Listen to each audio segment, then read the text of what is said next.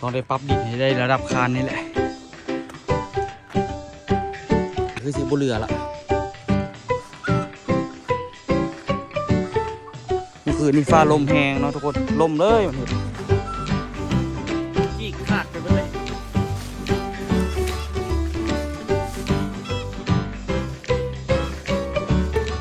มาลุยเลยมื้อนี้เนาะมีทั้งหมด2คานแล้วก็ขาดน้อยอีกประมาณ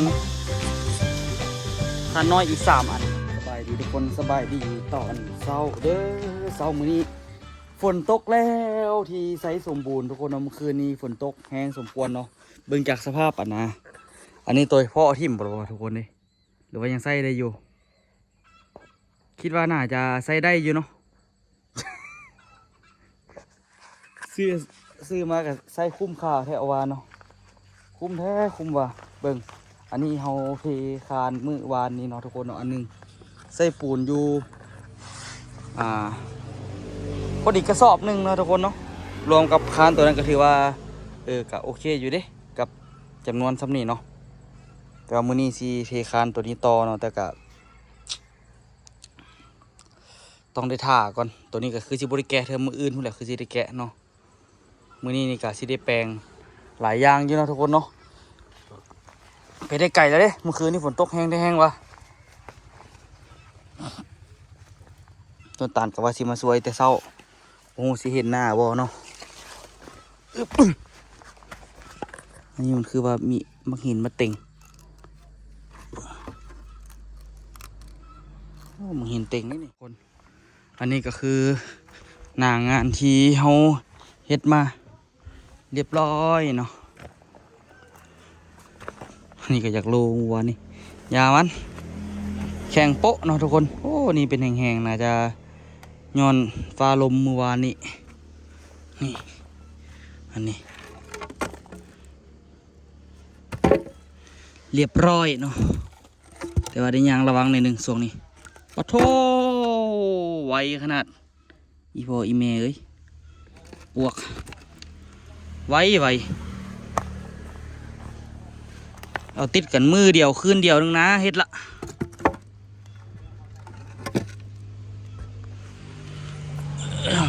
จุ่มออก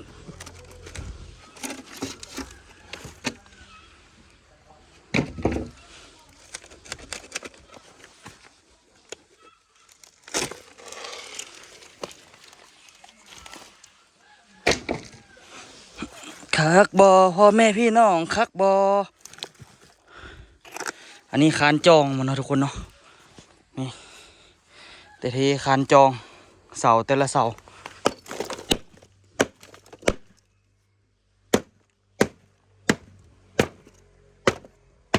ต้องได้ปรับดินให้ได้ระดับคานนี่แหละนี่ระดับตัวนี้ก็เกือบสูสีกันละ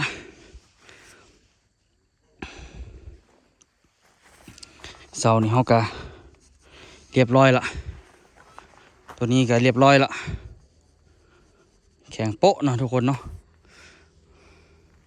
แต่ว่ามีอีกปัญหาหนึ่งที่ตัวต้องเคลียร์ก่อนมือนี้ปัญหาหลายอีหลีอันนี้ก็ไปแล้วก็ได้ซีสารเล็กแล้วก็อันนี้ก็ซีได้ตัดเนาะต้นนี้บัดเขาจะมาตัดต้นใหญ่ๆเขาจะมาตัดตัวนี้พร้อมมันกรีดเนาะมันแถวๆนี่แหละมันซีเสียนออกไปแถวตัวนี้แหละตัวนี้ก็บ่ปัญหาดอกเนาะแต่ว่าก็ตัดทิ่มเลยถ้าเขาจะมาตัดต้นไม้ใหญ่เขาจะมาตัดให้พร้อม3-4 ต้นนี่เนาะไกลเข้าความเป็นจริงแล้วทุกคนเลยแต่ว่าปัญหาใหญ่อีกอันนึงก็คือเดี๋ยวตัวสิพาทุกคนไปเบิ่งเนาะว่าเป็นอย่างคือว่าปัญหาใหญ่ถุงมือก็เปียกไปแล้วเนาะนี่เปียกแอละแล้วนี่ทิ่มไว้มือวานนี่ตัวนอนคิดอยู่ว่าโอ้สิมีอย่างเปียกกว่านาะปูนก็คือจะบ่เปียกดอกไล่ๆบางละเพราะปูนอยู่ในอันนั้นเนาะใครแต่ว่าปกติตัวสิทิ่มปูนประมาณครึ่งกระสอบเนาะไว้แถวนี้เมื่อคืนนี้พอดีซ้ำปูนจนว่าเมิดเนาะพอซ้ำปูนเมิดแล้วคือสิบ่มีอย่างละมีแต่ถุงมือและสิเปียกมีดกระถิ่นไว้นี่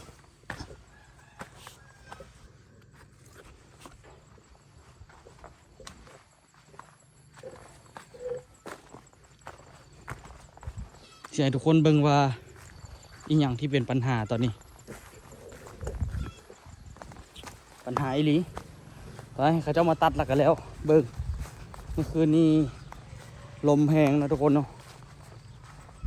เมืองแก้วไม่จัน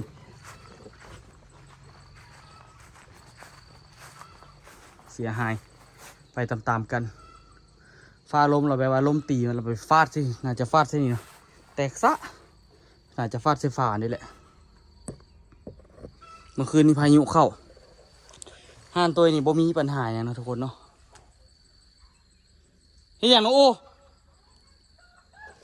อยู่แถวในบ้านนะอยู่แถวในบ้านทุกคนอันอย่างเกาะอยู่แถวในบ้านหลังคาปืดอย่างแตกปึ๊ดเนาะ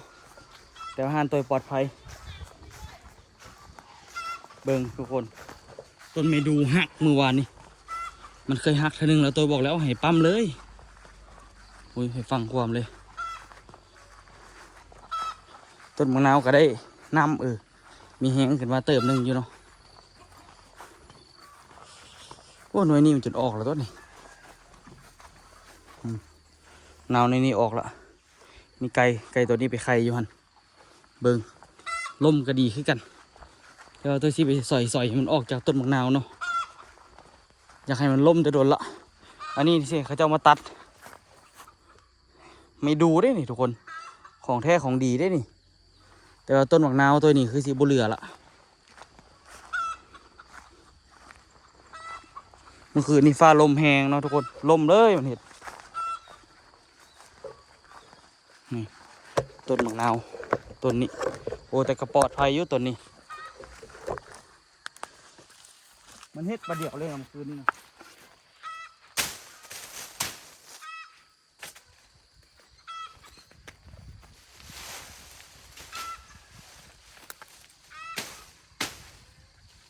เป็นไงเคยบอกเราว่าใครแต่มันบ่ล่มใส่ตูบคุณเคยบอกว่านะให้เอาออกซะต้นเมดูนี่มันบ่ปลอดภัยเลยว่า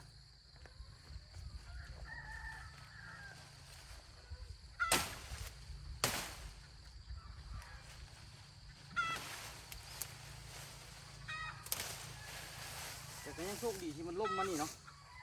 ล่มพอดีว่างหมกนาวเลยทุกคน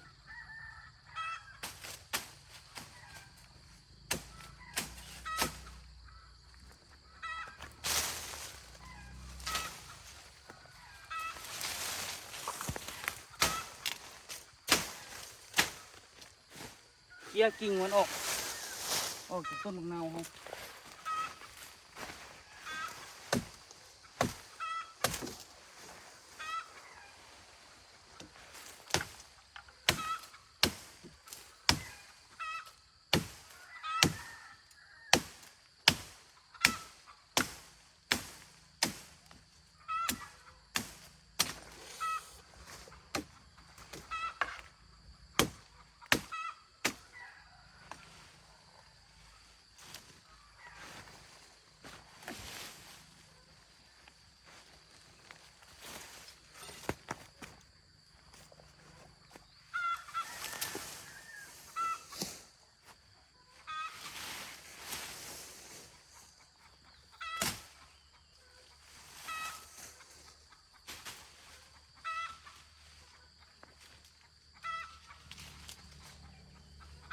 ต้นมะนาวต้นนี้ถือว่าปลอดภัยเนาะ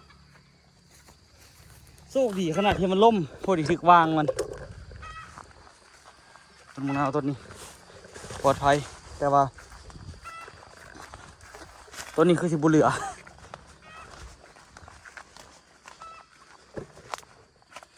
อย่างเดียวพอดีต้นมันเลยเนาะ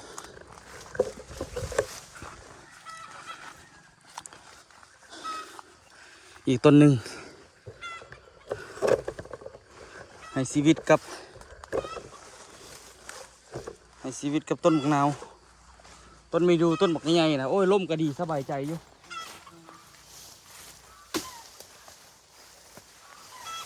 เลยอยากให้เขาเจ้ามาตัดไปโดนละ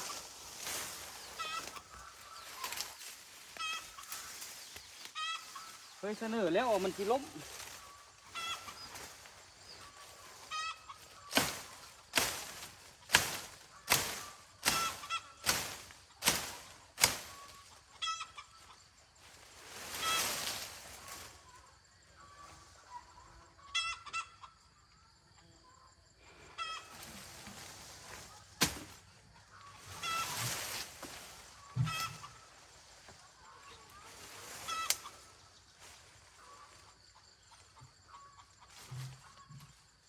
ต้นมะนาว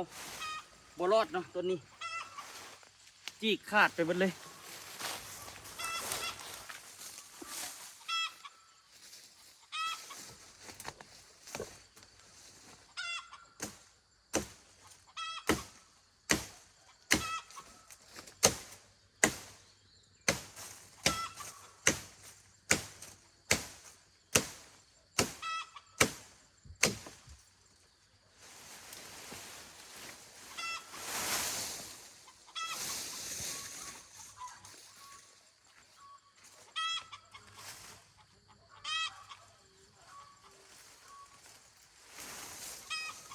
แตกหมดเลย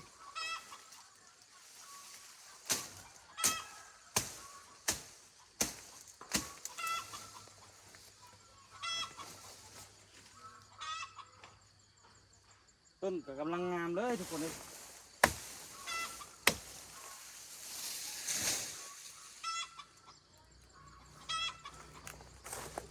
เบิ่งมะนาวต้นนี้บ่รอดเนาะแตกนี่แตกนี่แตกทั้งลุมมันอีกโอ้แต่ก็มีแมงมาเจาะกลางมันทุกคนเลยแต่นายเนาะอีกบุดนก็คือจะตายบ้างนี่มีแมงมาเจาะกลางเป็นหูอยู่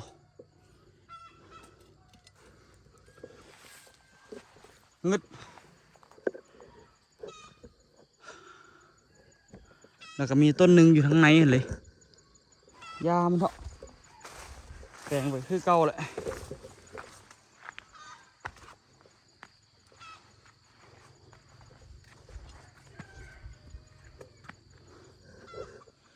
ตัวนี้ต้นหนึ่งมันต้องอยู่ประมาณนี้ต้นหนึ่งนี่เห็นบ่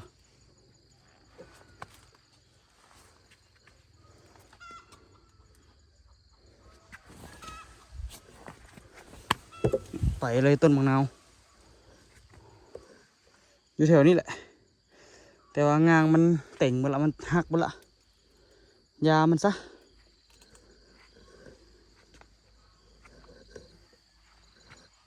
ต้นใหญ่ก็ทุกคนต้นไม่ดูนี่ใครจะมันหักไปทางนี้คันหักไปทางนั้นเป็นเวรเลยตูบสาธุถือว่าเป็นโชคดีของเฮาเนาะเมืองสีซอกคนมาเลื่อยไม่มันไว้ดีได้ทุกคนไม่ดูนี่ตัดนี่เนาะตัดนี่มานี่เห็ดเป็นท่อนปลาไว้ไม่ดูแหงคักสิไปซอกจ้างคนมาเลื่อยก่อน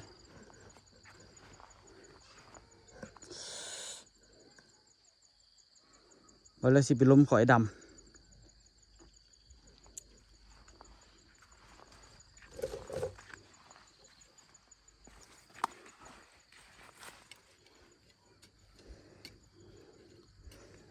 มันเป็นเลือดกับทุกคนเห็นบ่อย่างมันเป็นสีคือสีแดงคนนี่สีคือสีคนนี่อย่างต้นไม้นะไม่ดูเนาะไปเบิดเลยโชคดีที่มันบ่ลมทับอันนั้นเฮาอันนี้ก็ได้ตัดนี่ตัดแถวลมได้อีกอยู่นี่ได้อยู่ประมาณ2-3 เมตรเฮ็ดเลื่อยเป็นไม้ได้ตัดปลายมันให้มันบอลมันแตกกันเนาะแต่ว่ามันก็สีขี้ไล่บอลมันมีเป็นตูดนี่แหละนี่มันเคยหักกินนี่ได้แล้วเนาะมันเคยหักงานนี้แล้วล่ะกะมันหักอีกเนาะโชคดีรีตูบเขา ใครจะเป็นบาดทางนี้มันง่อยไปทางนั้นเนาะใครมันง่อยไปทางนี้นี่เวนเลยโอ้ซอกฝักมีดแล้วก็ไปละต้องได้ซอกคนมาเลื่อยนะนี่ตัวกระซวยอย่างบ่ได้ดอก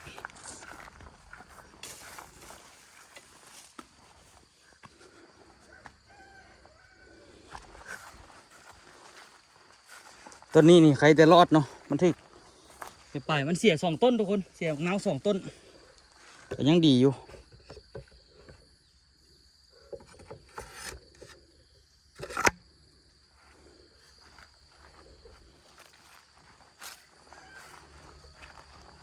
ส่วนมะนาวฮะ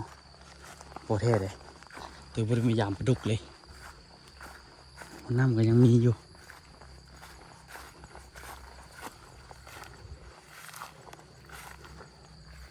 ปลาก็ยังมีน้ำก็ยังมี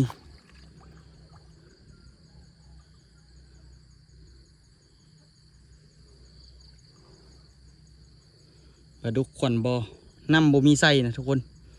ตัวก็ย้อมกันน้ำมันบ่มีเฮ็ดสวยอย่างบ่ได้เนาะ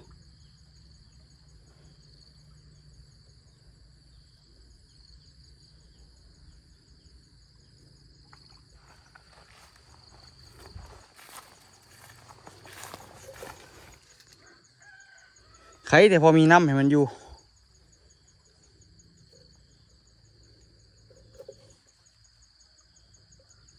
ปลาอยู่นี่มันดินอยู่นี่เนาะช่วยอย่างบ่ได้เด้อต้นบางนาวก็เฮ็ดเต็มที่ละจักใส่ฝุ่นจักใส่ปุ๋ยจักตัดหญ้าคันบ่เวิร์กแล้วก็สิเปลี่ยนแนวละ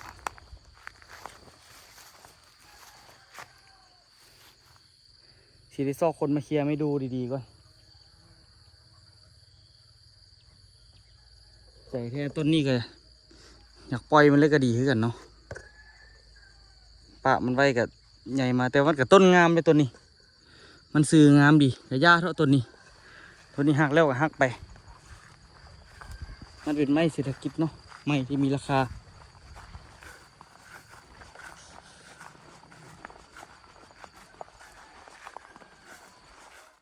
เฮ็ดไปสำนี้เดี๋ยวถามต้นตาลมาหอดต้นตาลมาสวยมานี่ฮะเมื่อเท่าไหร่แล้วตัวนี้เดาเอาให้เดา6 ล้านคุ้มบ่ฝาปิดปุ๊บปัญหาสารแตะเอาใจปิดปูนฮันโอ้ยปูนกับต้นล้านปลายหนึ่งไปยังเหลือบล็อกเลยยังโอ้ยไอตีไว้เสาไปล้านพูดนะย้ายบุรีบ่ฮอดซ้ำ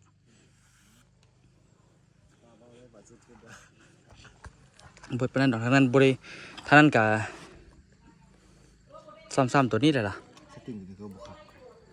บุยินคือว่าบุซ่าไปเลยเนาะคือข้องปลอมไอ้กินคือว่าบุคักไปไหนนี่แหละมันเป็นวันว่านของข้องปลอมห้องเวียดกบอยู่เวียดก็มีสติงแต่ว่าไอ้กินเจียวเร็วอยู่เสียบว่านพูดคือข้องปลอมมันบุเย็นแท้ซื่อๆมันบุเย็นแท้ซื่อ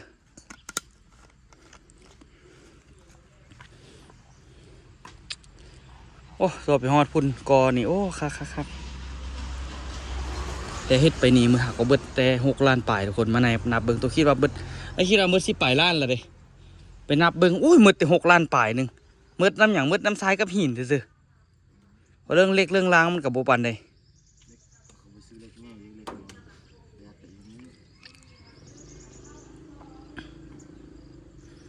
คิดว่าน้ำสิเต็มอัญญะนี่ต้อง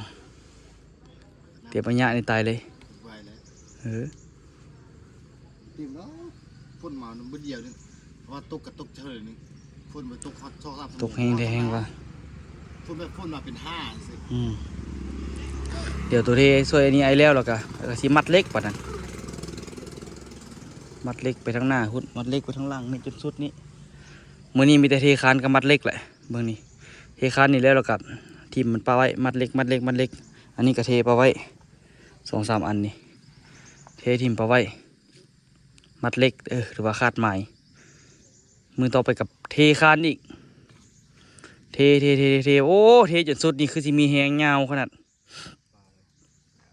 นี่ระบบนี่เลยวะสิไปซื้อนั่นปะทันอยู่ปะซื้อแป้นอัดเลย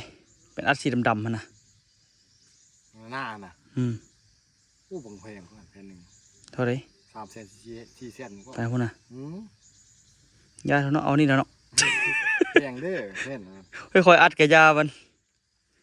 ขั้นแผ่นน่ะนะ150,000เอ็กซิซูอยู่คือสิประมาณนั้นเลยเนาะจะก็เบิ่งปากกันหน้าทำพี่ความหน้าปลาเราปูพื้นรูปคักสุดเลยคือเนาะบริยูถาวรเนาะเขาเอาน้ำปูนี่คักนะบางคนกับเฮ็ดฝาเฮือนเลยแม่นมันหนาถ้าบอกเอาไปเอ็มตู้กันทำไปเอ็มตู้อย่างคือแพทย์อันนี้กันแพทย์เท่าไหร่จะซื้ออันใดแพทย์ยังแพทย์ซาร่านะบริษัทซาร่าแพทย์อันนั้นแพทย์เพดานท่านวะโบแพงไปเลยนะ150,000จะซื้อ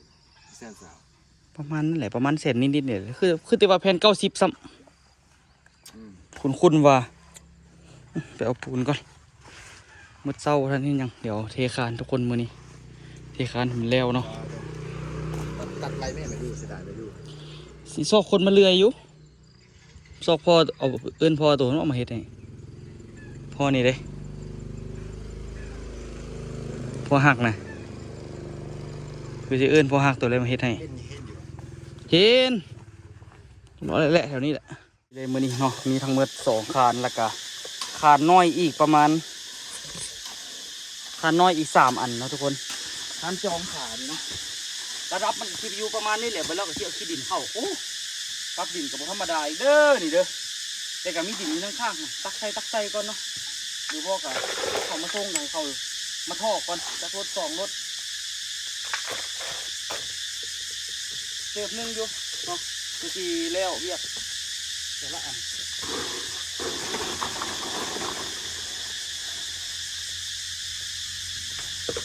แต่เฮ็ดแล้วล่ะก็คือที่มีแห้งเดินอยู่ช่วงเลย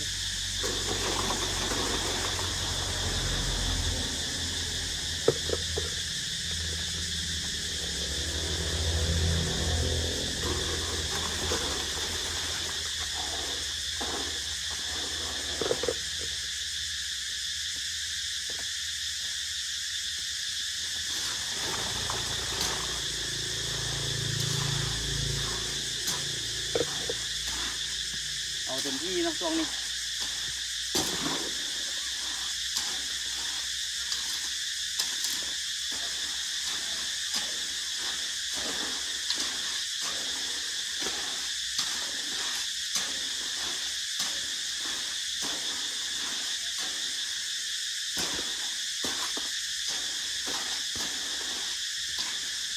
เฮ็ดเงินตัวเองอยู่ตันเฮ็ดเงินตัวเองอยู่อ่ะได้แล้วเอาได้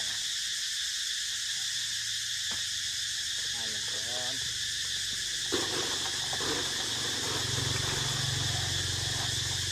เงินก็จะเอาเงินเอารถดีกว่าเงินมีอยู่ละ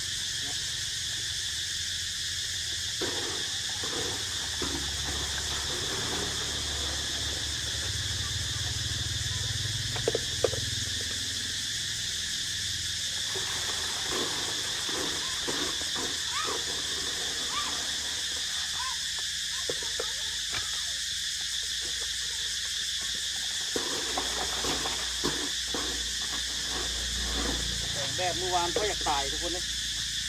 ตัวเมื่อยแห้งแต่งแบบมือวานนี่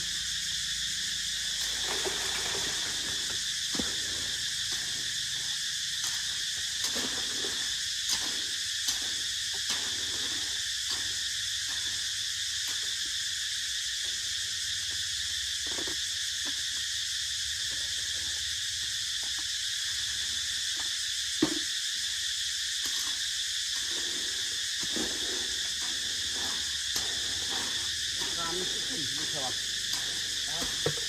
สายเชือกมันขึ้นเลย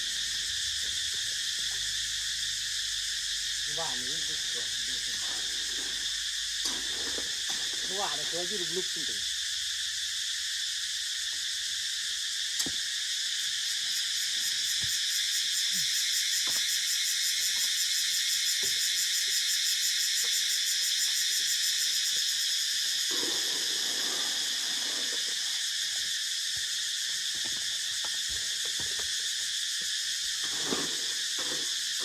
โอ้ขาโถว้าวนี่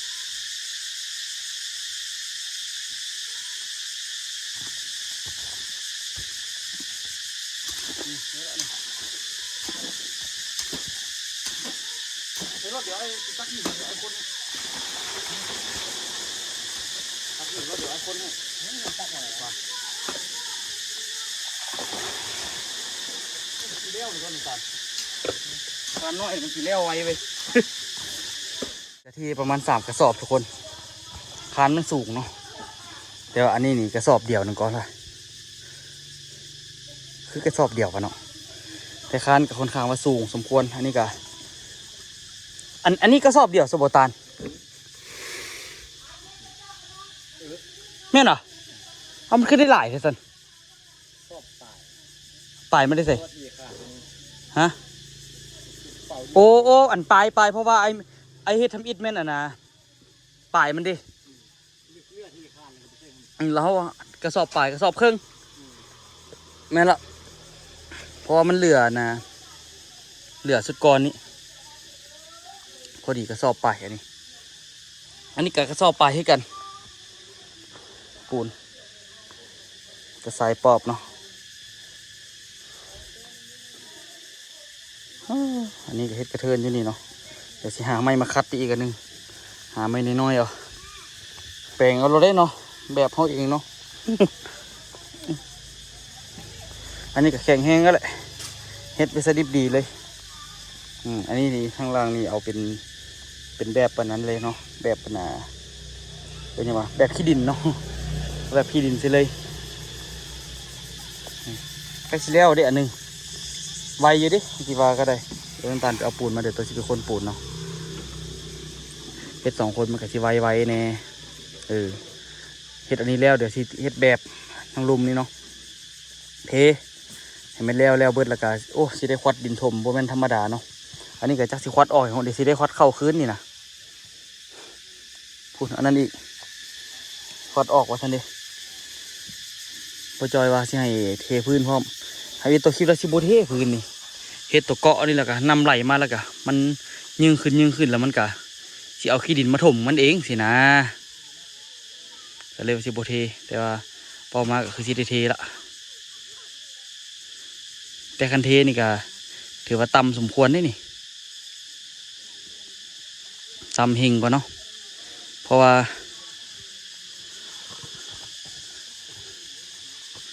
มันขึ้นสูงพิลึกโคตรแต่ก็ขึ้นจาก3 ก้อนกับมันก็ได้อยู่ดอกเนาะ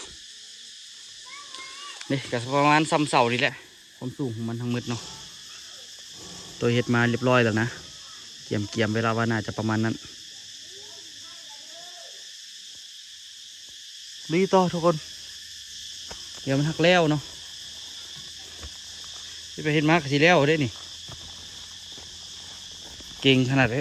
ตัวเอกนี่ก็ได้เนาะ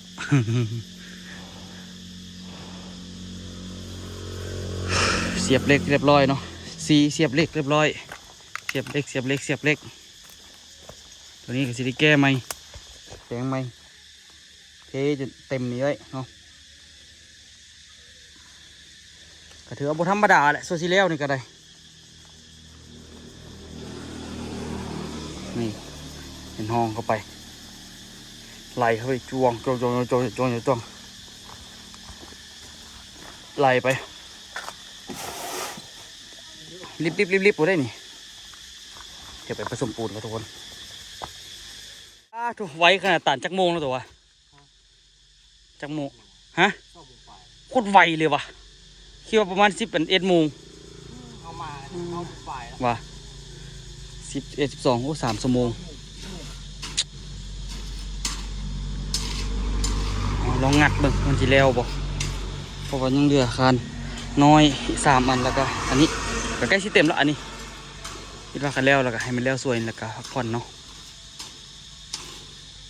ทำบ่ทันไปใส่ตัวกระสิมัดเล็กต่อไปเรื่อยๆมื้อนี้เดี๋ยวผสมต่อก่อน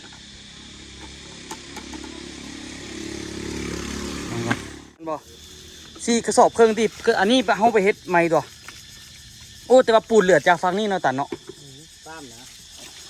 3 กระสอบครึ่งแล้วไปเนาะทุกคนครึ่งหนึ่งเป็นเทคานนี่เนาะเรียบร้อย4 คานโอ้ย3 น้ำสิมาบัดนี้นะบ่ย่านแล้วบ่ย่านบัดนี้มืออื่นแกะแบบเนาะอาจจะมัดเล็กไว้ท่าแถวนี้ก็สิได้เอาดินใส่โอ้เป็นธรรมดาเป็นไหนไว้เจอกันคลิปหน้าทุกคนลุยเต็มที่ละตอนนี้นี่คือเป็นหูเป็นหางลายละอย่าไรละเห็นหรือวะข้างในมันก็ไม่เห็นวะเป็นอะไรเกือบตายไปไว้เจอกันคลิปหน้าทุกคน